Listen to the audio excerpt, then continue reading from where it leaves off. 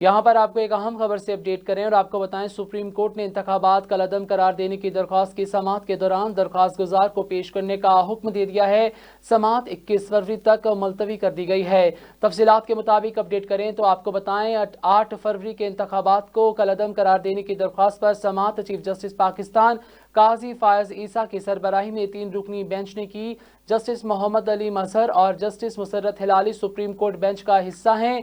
Chief justice Pakistan Qazi Faez Isa ने सवाल किया, दरख्वास्त गुजार अली खां कहाँ हैं?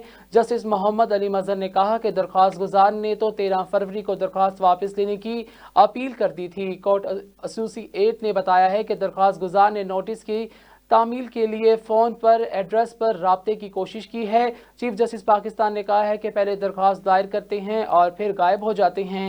ये क्या महज तशरीह के लिए दरख्वास्त दायर की गई थी? दरख्वास्त गुजार को किसी भी तरह पेश करेंगे, केस चलाएंगे। दरख्वास्त गुजार ने दरख्वास्त दायर करते ही खुद मीडिया पर जारी कर दी।